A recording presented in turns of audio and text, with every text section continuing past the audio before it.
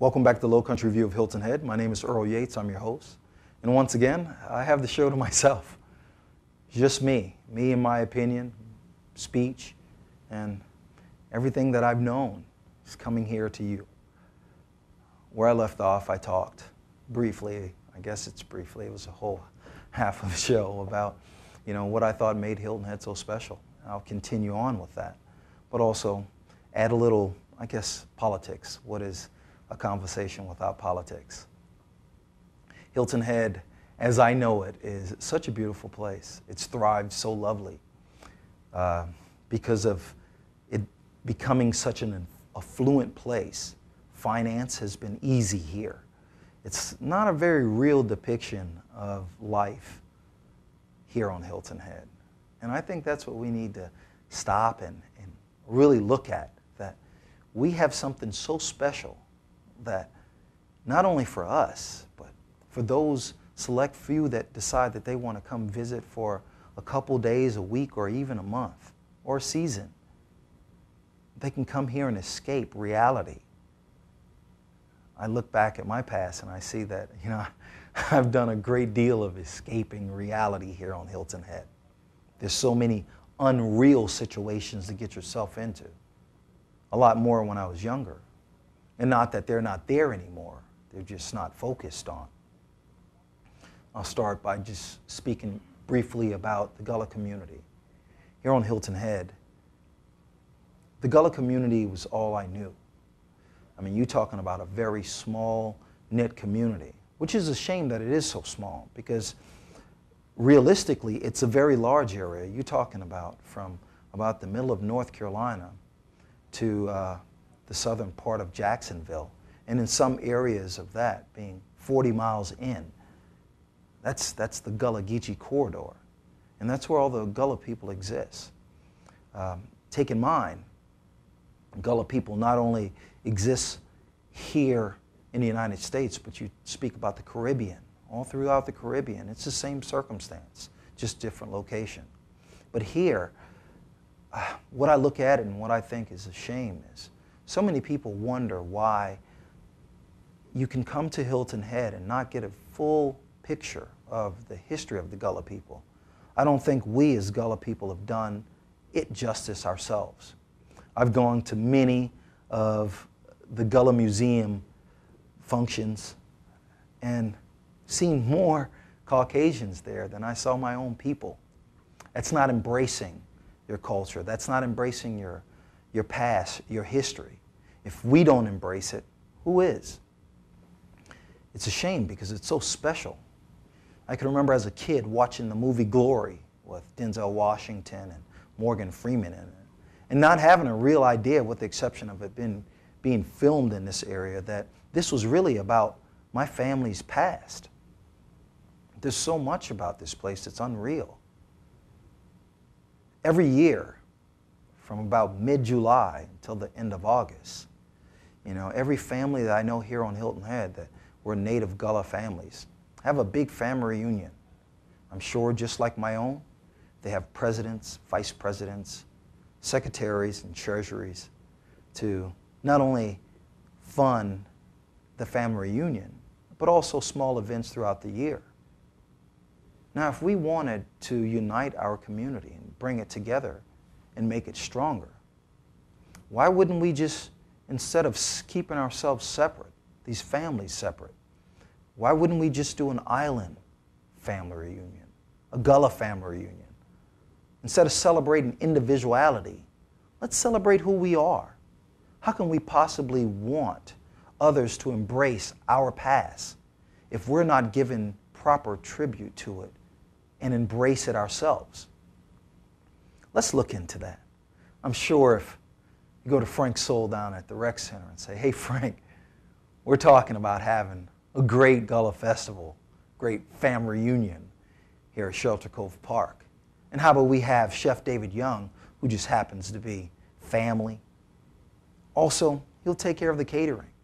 And you know what? Let's make an island family, not just the Gullah community. Anyone who wants to come, who wants to participate and say that I am an island native, I am an islander, I've been here forever. or even those who decide that they're not, but they wish they could be. Let me see what this celebration is about. Let's do it. I say to be something fantastic. Embrace our heritage. I spoke to a gentleman recently who had aspirations of building somewhat of a park here on Hilton Head that would not only embrace the historic side of it from a social standpoint, but also our environment. How could that not sound appealing to absolutely everyone? It appeals to me, and I've been here forever. Sounded like a new idea. Sounded like fun. But then again, on Hilton Head, I get the feeling sometimes, if you're not playing golf or tennis, then you don't really want fun. If it's not laying on the beach, by a pool, it's really not fun. Too many people here don't want fun. That's the way I see it. At least that's the way it looks, because I remember when it was all about fun. Maybe it's my eyes that are deceiving me, but I don't see as many young families here as it used to be. Yes, there are some here, by all means, but not as many as there used to be. Why is that? Do we not want fun here?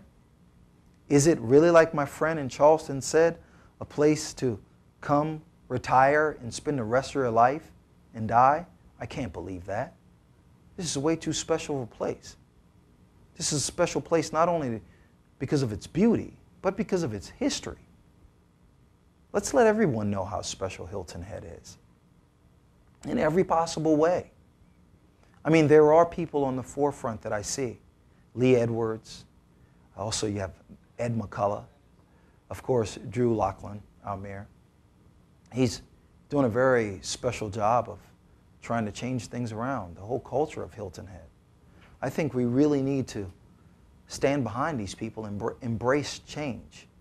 I know you have things like your LMO, things that are set up so we don't look like Myrtle Beach. But really, what are we about? If you had 5 minutes to sit and tell a visitor what Hilton Head was about, what would you tell them? Would you tell them about the Gullah history? Would you tell them about the past?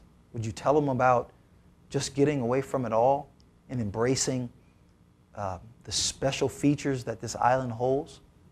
Or would you tell them about going to the beach? Would you tell them about golfing or tennis? Or it's a #1 destination for real estate? Come on. What do we know of our place? What do we want people to know? It's a time for change. I'm sure you could look at this and say, well, he hasn't really spoke to any key issues. That would depend on what your issues are. I see now what I called as a kid Stony, which is the entrance to Hilton Head, right after you get off the bridge, right where Crazy Crab is, where I see people that I grew up with that are holding up posters saying, save that area. Wow, this is an area that existed before most of the people that are here came. An area that people embraced and raised their family. The same kids that are my age, where I lived in Chaplin, sometimes in Spanish Wells, and even in that area, where that's what they knew. I'm not sure I understand or even have worked hard to even understand why that area is in trouble. I find it strange. Maybe because I believe that Hilton Head is built around its past as much as it is about, what we've done in our recent present. It's different. I was laughing with David Young the other day, and I told him, David, the funny thing is, no matter how hard you try, you can't raise good leather. It's impossible. No such thing as raising good leather. You have to raise a real nice cow.